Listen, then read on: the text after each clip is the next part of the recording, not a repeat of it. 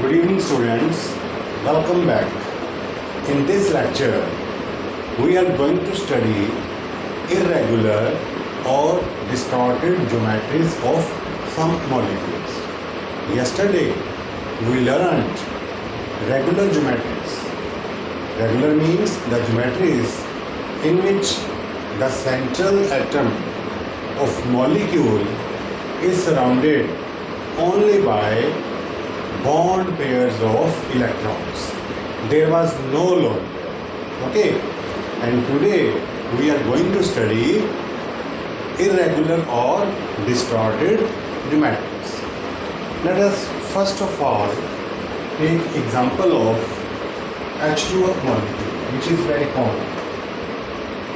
Let us see how a water molecule is formed. H, atomic number 1, you know its EC is 1s1, 1 electron in its valence shell, outermost orbit. Oxygen, atomic number 8, EC is 1s2, 2s2, 2p4. There are 2 electrons in orbital of s subshell and 4 electrons are there in 3 orbitals of p subshell. You know p subshell has 3 orbitals, and according to Hertz rule, pairing of electrons will not take place until all orbitals are half filled. That's why after getting 1 electron, this orbital has got a pair. So there are 6 dots, 2 to 4 and 2, 6. 6 dots around oxygen and 1 dot around hydrogen.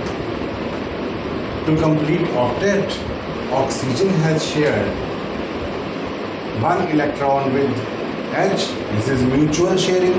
It is a covalent bond. This is also mutual sharing, covalent bond. Now we have to discuss about its geometry. Okay, geometry result into shape. Oxygen is central atom. It is surrounded by this pair of electron. This is lone pair, non-bonding pair.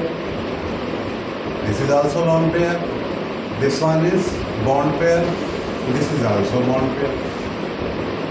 So oxygen atom is surrounded by 4 electron pairs, 2 lone pairs and 2 bond pairs. And according to Weissenberg theory, valence shell electron pair repulsion theory, all electron pairs repel each other and tend to remain as far as possible. So if we keep oxygen in the center, then how 4 things will be maximum apart, as we discussed yesterday in AB4 type of geometry. One will align here, second at this distance, third will come out of this plane, and fourth will go behind this plane.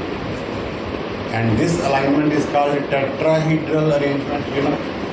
Okay, so if 4 things, 4 bonds or 4 electron pairs tend to remain maximum away from each other, they will have to occupy spatial arrangement. These 2 are on this plane, this is out of this plane, and this dash is also behind the plane. Now suppose 1 electron pair, lone pair is in this direction, bond pair is on this plane.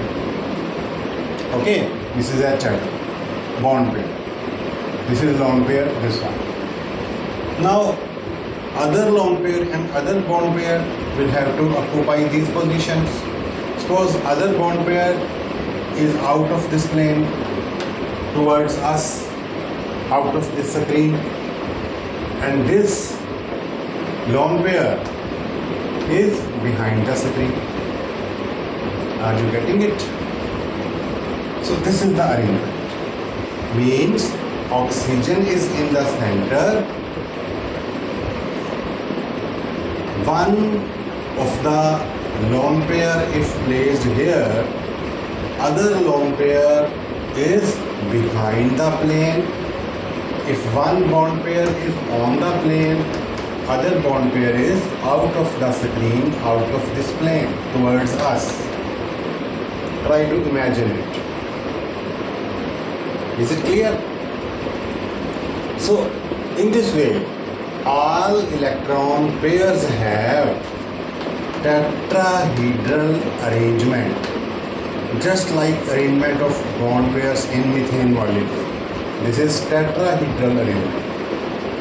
But shape of H2O molecule is not tetrahedral, you know.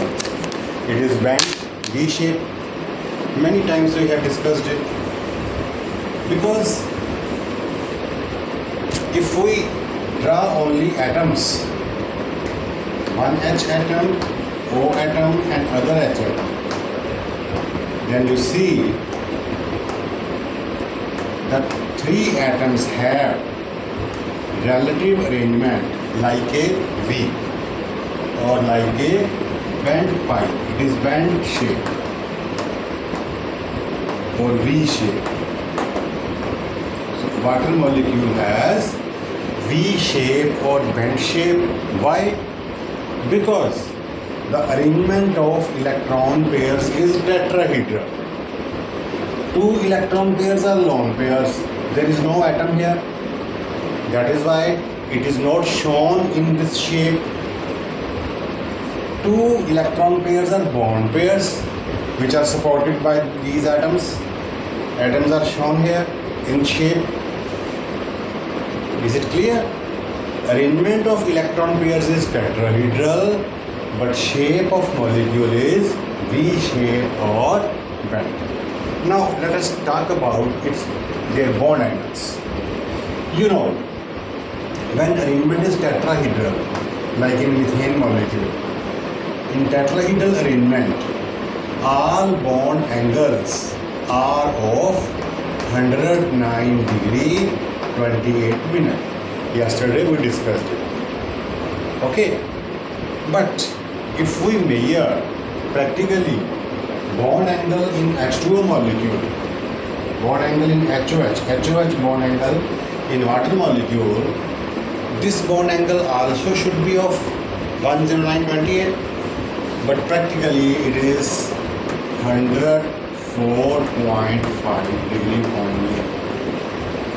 You see, this bond angle is much lesser than actual tetrahedral angle. Can you guess why? A point of valence shell electron pair repulsion theory says that electron pair repulsions are of the order of lone pair repulsions greater than lone pair bond pair repulsions, which are greater than bond pair repulsions. So lone pair repulsions are maximum, is it? ये जो lone pairs हैं ये आपस में एक दूसरे को ज़्यादा रिपेल करेंगे as compare to lone pair bond pair. वो ज़्यादा करेगा as compare to bond pair. तो ये वाला एंगल थोड़ा खुला हो जाएगा. अब स्पेस तो उतनी है. अगर इस एंगल को 109 से खुला होना है तो ये एंगल थोड़ा सा कम हो गया. ये वाला भी और ये वाला एंगल सबसे कम हो जाएगा क्योंकि बॉन्ड पेयर रिपल्शन सबसे लेसर होती है. Is it clear now? तो अगर आपको क्वेश्चन आए why bond angle in H2O molecule is not regular tetrahedral bond angle, reason is obvious, because lone pair repulsions are greater than bond pair and lone pair repulsion. I think now it is clear. Okay, so this is distorted क्यों बोल रहे हैं हम? क्योंकि इसको अगर A कहें, इन दोनों को B बोल रहे हैं, तो बेसिकली तो ये AB2 टाइप हो गया. है ना। अगर लोन पेयर्स को ना देखें तो इट इज़ AB2। अगर रेगुलर होता तो AB2 होता, और हमने कल पढ़ा था कि AB2 होती है तो शेप क्या होती है, लीनियर। अगर ये दोनों लोन पेयर ना होते, बॉन्ड पेयर की रिपल्शन ही होती, तो 180 के एंगल पे अलाइन हो जाते, शेप क्या होती, लीनियर। तो मॉलिक्यूल तो स्टिल AB2 टाइप ही है, बट इसकी लीनियर शेप डिस्टॉर्ट हो गई। किसने डिस्टॉर्ट की, दो लोन पेयर्स ने, और उन लोन पेयर्स के कारण टोटल 4 इलेक्ट्रॉन पेयर्स हो चुके हैं, जो इसके अरेंजमेंट को टेट्राहीड्रल कर रहे हैं और शेप को डिस्टॉर्ट करके बेंड कर रहे हैं, वीकर। और bond angle regular tetrahedral bond angle से कम हो चुका है, क्योंकि lone pair repulsions are more than lone pair bond pair, वो एंगल खुले होंगे। दैट इज़ वाई ये एंगल टाइट हो गया, लेसर हो गया रेगुलर बॉन्ड एंगल से। तो इसको हम फिर AB2 टाइप नहीं कहते, इसको हम AB2L2, L for lone pair. आप E2 भी कह सकते हो इलेक्ट्रॉन पेयर को, L लोन पेयर का L भी कह सकते हो, but ever you want to say. तो ये AB2L2 टाइप हो गई, ठीक है। L को हमने लोन पेयर कह दिया कि एक A एटम है, 2 B एटम है, 2 लोन पेयर है। This is actually okay. So this was the shape of H2O molecule. Now let us study shape of ammonia molecule.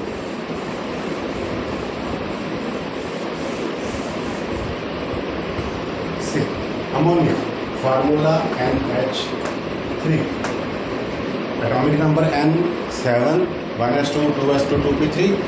So nitrogen has 5 dots, Lewis dot structure बनाते हैं इसकी। H atomic number 1, 1s1, 1 dot, octet पूरा करना है, क्योंकि this is cause of chemical combination to complete octet and to have minimum potential energy, discuss किया first lesson में, first lecture में। लुइस डॉट स्ट्रक्चर बना दी, एन का ऑक्टेट पूरा हो गया, 5 अपने थे, 3 शेयर कर लिए, ऑक्टेट कंप्लीट, एच के भी हो गए, क्लियर। अब बात करते हैं इसकी शेप की, ज्योमेट्री। ज्योमेट्री देखनी है तो वेस्पर थ्योरी के अकॉर्डिंगली देखो कि सेंट्रल एटम के अराउंड इलेक्ट्रॉन पेयर कितने हैं। तो कितने इलेक्ट्रॉन पेयर हैं, एटम तो 3 है, बट इलेक्ट्रॉन पेयर कितने हैं, 4, 1 lone pair, 3 bond pairs. Again जब 4 चीज़ें, when there are 3 things around a central, they will remain maximum away from each other if we draw it like this. Clear? ये दोनों plane पे, ये हमारी तरफ, ये बिहाइंड द प्लेन, और this arrangement is called tetrahedral arrangement. 4 things maximum away ऐसे रह सकती हैं स्पेस में, और चारों एंगल नॉर्मली कितने होते हैं, 109 degree 28 minute, regular tetrahedral angle. अब चारों को अरेंज करो। सपोज लोन पेयर मैं यहाँ रख देता हूँ, एक बॉन्ड पेयर ऐसे रख देते हैं, ये H हो गया। अब दूसरा H और तीसरा H इस प्लेन पे तो नहीं आने वाला, इस बोर्ड पे तो नहीं आएंगे।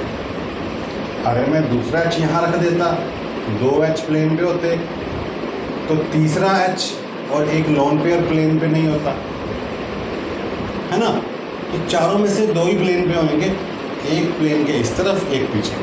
तो मैंने लोन पेयर को प्लेन पे रख दिया, ये H यहाँ बॉन्ड पेयर लगा दिया, एक बॉन्ड पेयर हम यहाँ रख देते हैं, एक बॉन्ड पेयर हम यहाँ रख देते हैं,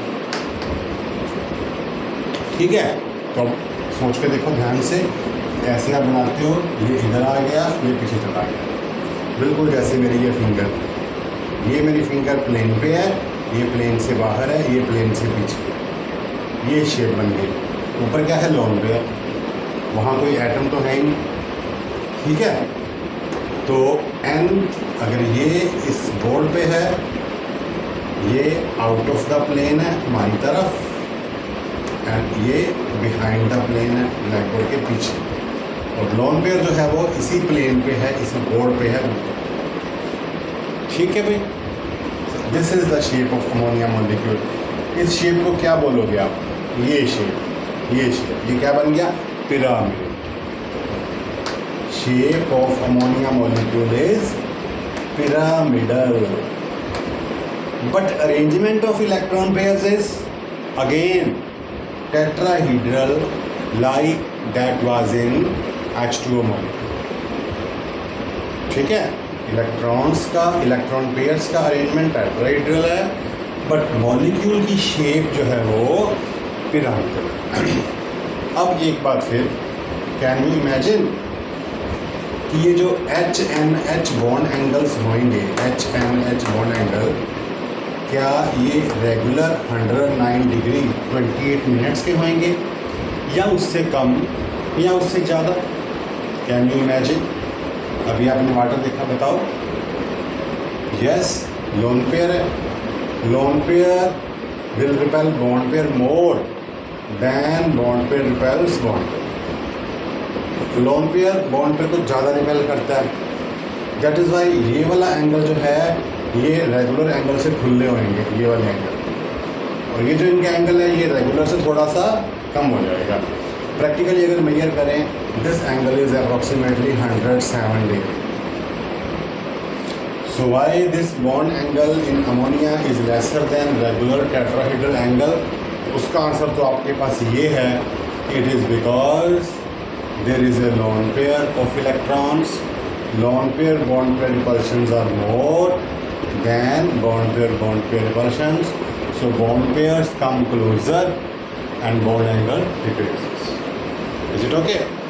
बट अगर आपसे ये पूछें कि वाटर में तो एंगल 104.5 डिग्री का था, ये एंगल वाटर से थोड़ा ज़्यादा है, क्यों? देखना अपना दोबारा से, वाटर में कितने लोन पेयर थे? 2। मतलब वाटर में लोन पेयर रिपल्शन भी थी, यहाँ पे लोन पेयर एक ही है, यहाँ पे सिर्फ loan pair bond pair repulsion है, लोन पेयर नहीं है। दैट्स वाई इसका भी आप आंसर लिख सकते हो। ये हो गया शेप ऑफ अमोनिया मॉलिक्यूल। अब देखो, कल हमने पढ़ी थी रेगुलर ज्योमेट्री, उसमें अगर हम n को a एज्यूम कर लें, h को b कर लेते हैं, तो ये क्या बन गया? AB3 टाइप हो गया, ऐसे कल पढ़ा। तो अगर ये रेगुलर होता, लॉन पेयर्स ना होते, तो इसकी शेप क्या होती? कल आपने पढ़ा था कि a सेंटर में है, 3B 120 के एंगल पे, शेप क्या बन गई उसकी? Trigonal, trigonal, all angles are 120 degree. But ammonia का मॉलिक्यूल ट्राइगोनल नहीं होता, पिरामिडल होता है, क्योंकि ये डिस्टॉर्ट हो गया, इर्रेगुलर हो गया। क्यों? क्योंकि एक लोन पेयर भी था। टोटल इलेक्ट्रॉन पेयर 4 थे, टेट्राहीड्रली अलाइन हो गए हो। ठीक है, टेट्राहीड्रली अलाइन होने से ये उसकी शेप है। और इसको अब हम कौन सा टाइप बोलें? AB3 और साथ में एक क्या आ गया? L for loan pair. तो दिस इज AB3L टाइप, ऐसे लर्न कर सकते हो। तो जितने भी मॉलिक्यूल AB3L टाइप के होंगे उनकी शेप क्या होएगी? Like ammonia, pyramid. जितने भी मॉलिक्यूल AB2L2 टाइप होंगे उनकी शेप कैसी होएगी? Like water molecule, V shape bent. Example लें कोई और? चलो एक एग्जाम्पल और लेते हैं। जैसे हमारे पास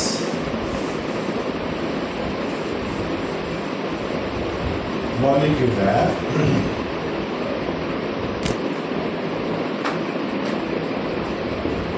SO2, सल्फर डाइऑक्साइड, एक मॉलिक्यूल है CO। दोनों की करते हैं, कंपेयर करेंगे। ठीक है, sulphur belongs to oxygen family, oxygen, sulphur, selenium, chlorinium, polonium. तो O के भी 6 डॉट्स, S के भी 6 डॉट्स। ठीक है भाई, तो पहले हम लुईस डॉट स्ट्रक्चर सेटिस्फाई करते हैं, सबका ऑक्टेट पूरा करते हैं। सल्फर के 6 डॉट्स और O के भी 6 डॉट्स। यहाँ पे CO2 है, कार्बन के 4 डॉट्स, कार्बन की वैलेंसी 4 होती है, कार्बन की एटॉमिक नंबर 6 होता है, 1s2 2s2 2p2। कार्बन के 4 डॉट्स, ऑक्सीजन के 6 डॉट्स, सबका ऑक्टेट पूरा करते हैं, लुईस डॉट स्ट्रक्चर बनाते हैं। इसकी बनाते हैं, इसका एक शेयर हो गया इसके साथ, एक शेयर हो गया इसके साथ, ठीक है। सल्फर का ऑक्टेट तो कंप्लीट हो गया, दो तरफ म्यूचुअल शेयर कर लिया, बट इस ओ का कंप्लीट नहीं हुआ, इसका भी नहीं हुआ।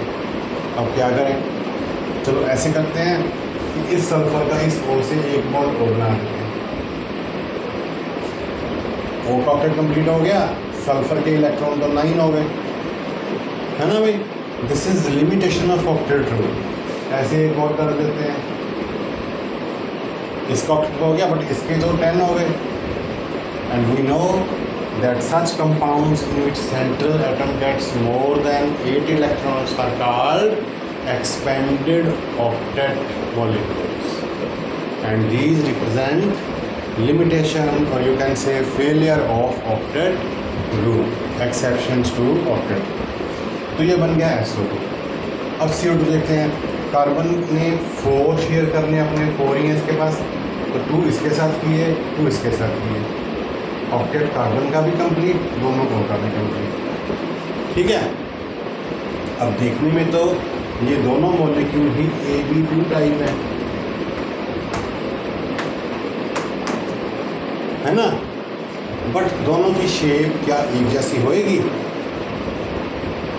इसके सेंट्रल एटम के अराउंड एक ये सुपर पेयर, कल आपको बताया था पिछले लेक्चर में, valence shell electron pair theory के अकॉर्डिंगली जब कोई मल्टीपल बॉन्ड होता है, मल्टीपल बॉन्ड में अगर डबल बॉन्ड है तो 2 पेयर होंगे, ट्रिपल में 3 पेयर होंगे, तो उन सबको हम 1 काउंट करते हैं, 1 super pair. This is 1 super pair, this is 1 super pair, super pair, super pair. ये कौन सा पेयर? Lone pair. तो टोटल 3 चीज़ें हैं, 2 बॉन्ड पेयर के सुपर पेयर हैं और एक क्या है? Lone pair. और 3 मैक्सिमम अवे कैसे रह सकते हैं? If these are at an angle of 120 degree from each other, ठीक है।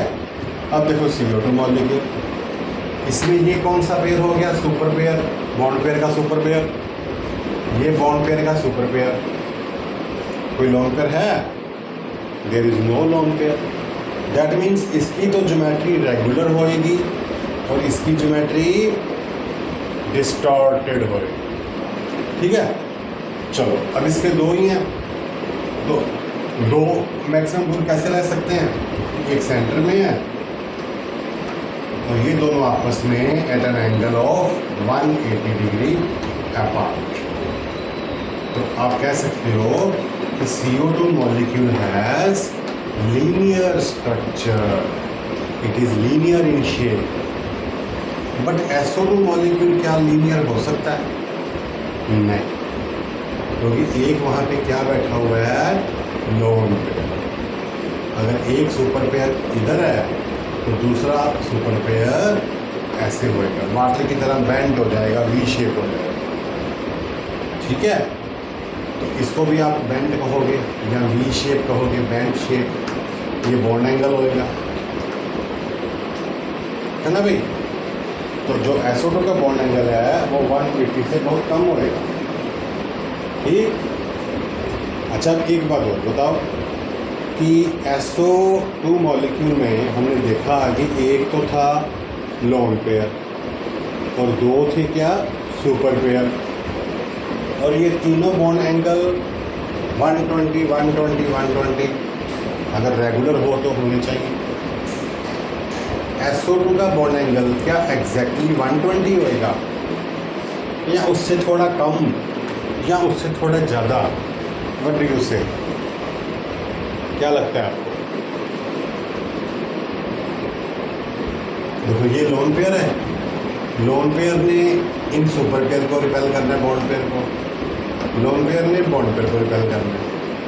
ये रिपल्शन दोनों loan pair bond pair repulsion हैं, ये बॉन्ड पेयर रिपल्शन है। बॉन्ड पेयर रिपल्शन वीक होती है, इसलिए बॉन्ड पेयर थोड़े से पास आ जाएंगे नॉर्मल से। This angle I think will be lesser than 120 degree. ठीक है ना, ये भी अगर क्वेश्चन आए एग्जाम में तो आप कह सकते, ठीक है। So these are the shapes of CO2 SO2 molecules. Now you see both are AB2 type, है ना, बट यहाँ पे डिफरेंस क्या है, इसमें AB2L है, ये AB2L बोलते हैं, L फॉर लॉन्ग। ठीक है, चलो एक एग्जांपल और करते हैं।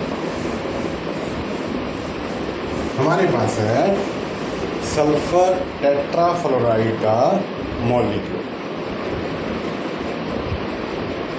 SF4।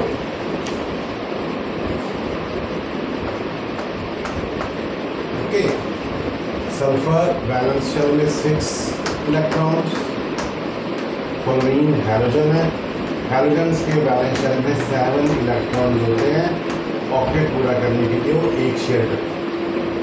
ठीक है, तो अगर हम इसका बनाएं लुईस डॉट स्ट्रक्चर, हर F ने अपना एक शेयर कर लिया, ऑक्टेट पूरा हो गया।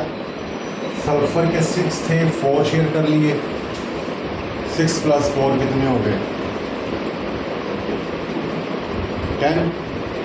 एक्सपेंडेड ऑक्टेट हो गया, ये तो ऑक्टेट से भी ज़्यादा हो गया। No problem, we know there are exceptions to octet, हमने पढ़ा। अब ध्यान से देखो, ये तो हो गया लुईस डॉट स्ट्रक्चर। अब देखो कि सेंट्रल एटम के अराउंड कितने इलेक्ट्रॉन पेयर हैं। ये 4 तो बॉन्ड पेयर हैं, 1 2 3 4। ये क्या है, लोन पेयर। टोटल कितने पेयर हो गए, 5। There are 5 electron pairs. अब जाओ अपने यहाँ रेगुलर ज्योमेट्रीज में कि जब किसी सेंट्रल चीज़ के अराउंड 5 चीज़ें होंगी तो वो मैक्सिमम दूर कैसे रहेंगी। पिछला लेक्चर अगर आपने ध्यान से लिसन किया उसको तो you will gather when there are 5 things around a central atom, 3 are on this plane,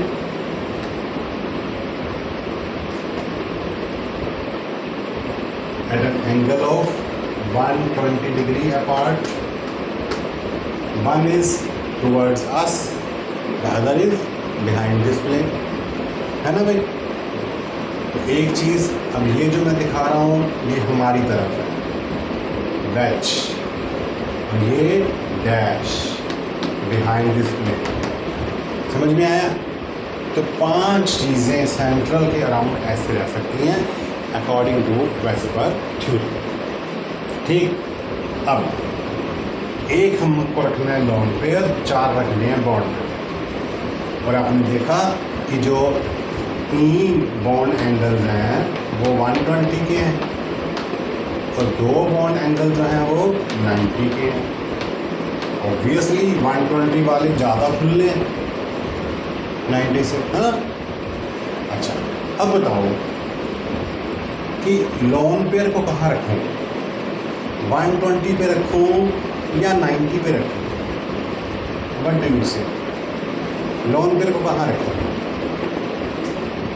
क्योंकि रिपल्शन ज़्यादा किसकी होती है, लोन पेयर की, then lone pair bond pair की, then bond pair bond pair की। तो इसका मतलब फिर लोन पेयर को ज़्यादा खुला होकर बैठना है। लोन पेयर कहाँ रहेगा, 120 पे या 90 पे? ऑब्वियसली 120 पे। मैं लोन पेयर यहाँ रख लेता हूँ, इसको हटा। ठीक है, समझ में आया। अब आ गए बॉन्ड पेयर। 2 बॉन्ड पेयर तो यहाँ प्लेन पे रख देते हैं, ये F आ गए। एक बॉन्ड पेयर हमारी तरफ, ये वेज है ना, ये यहाँ पे आपकी स्क्रीन के बाहर। ठीक, और चौथा वाला जो बॉन्ड पेयर है वो पीछे, स्क्रीन के पीछे। ठीक है, मतलब ऐसे ये मेरी फिंगर है, ये ऐसे हो गया, ये एक F ऐसे, एक F ऐसे। अगर ये दोनों प्लेन पे हैं, ये ऐसे, ये शेप बनी। अगर तो हम इलेक्ट्रॉन पेयर्स का अरेंजमेंट देखें तो ये तो हुआ ट्राइगोनल, ये आपने बनाया था पिरामिड, पीछे भी पिरामिड। अगर इलेक्ट्रॉन पेयर्स का अरेंजमेंट देखें, 4 बॉन्ड पेयर्स और 1 लोन पेयर का अरेंजमेंट देखें, तो that arrangement is trigonal bi pyramidal. लेकिन अगर हम मॉलिक्यूल की शेप देखें, शेप में हम लोन पेयर तो देखेंगे नहीं, यहाँ कोई एटम तो है ही नहीं, खाली इलेक्ट्रॉन्स ही हैं, इलेक्ट्रॉन वेव ही है या इलेक्ट्रॉन पार्टिकल वगैरह। एटम तो ये हैं 4, तो एटम्स का शेप क्या बना फिर? शेप देखो ये बना कि अगर ये दोनों इस बोर्ड पे हैं, ये इधर है, ये पीछे,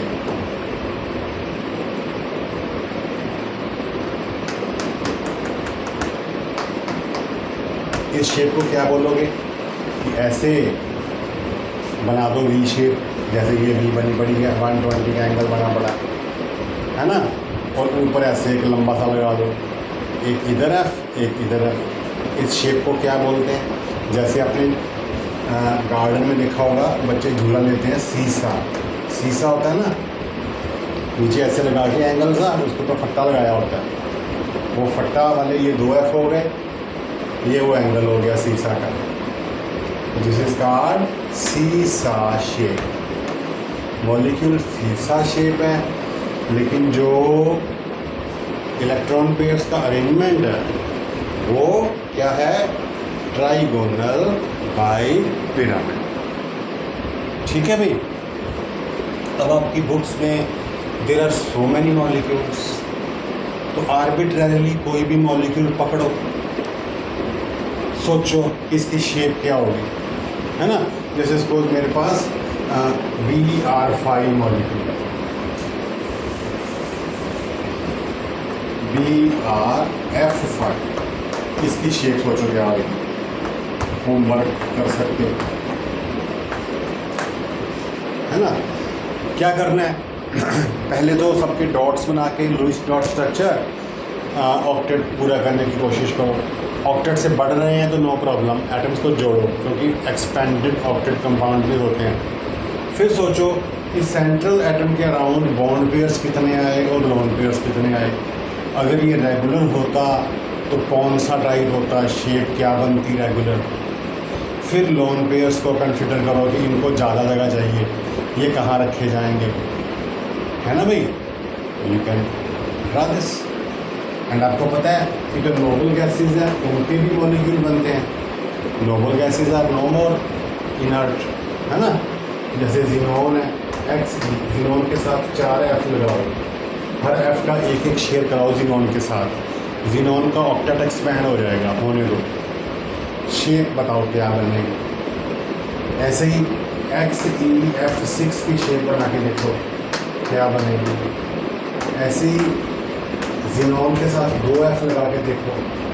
देखना क्या है कि सेंट्रल एटम के अराउंड बॉन्ड पेयर्स कितने आ रहे हैं और लोन पेयर्स कितने आ रहे हैं। इन सब में सेंट्रल के अराउंड लोन पेयर भी आएंगे। एंड यू नो, जब लोन पेयर भी आएंगे तो फिर ज्योमेट्री रेगुलर नहीं रहेगी, ज्योमेट्री क्या हो जाएगी? डिस्टॉर्ट और इरेगुलर। तो वो कैसी होगी फिर वो आप उसको बता सकते हो, बना सकते हो, ठीक है। तो this was about the irregular और डिस्टॉर्टेड ज्योमेट्रीज ऑफ मॉलिक्यूल। जितनी मर्जी एग्जांपल्स करो, MCQs करो, and you can ask for problems any time. Now अब हमारा नेक्स्ट क्या टॉपिक चलेगा।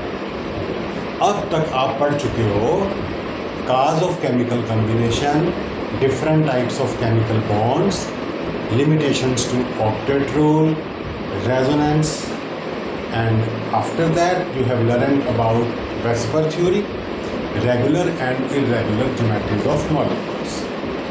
अब हम चलेंगे orbital concept.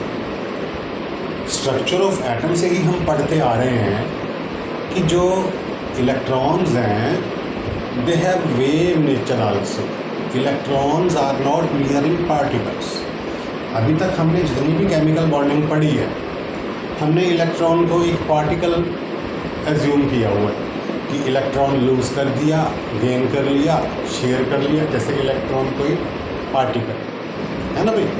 But we know electron has more wave nature than particle. अब हम उस वेव नेचर को लेके बॉन्डिंग को कंसिडर करेंगे कि इलेक्ट्रॉन वेव्स हैं। जब दो एटम्स कंबाइन करते हैं, बॉन्डिंग करते हैं, तो वेव्स का इंटरेक्शन होता है, वेव्स का ओवरलैपिंग होता है, व्हाटएवर। तो उसमें हमको ऑर्बिटल कॉन्सेप्ट ऑफ बॉन्डिंग पढ़ना पड़ेगा।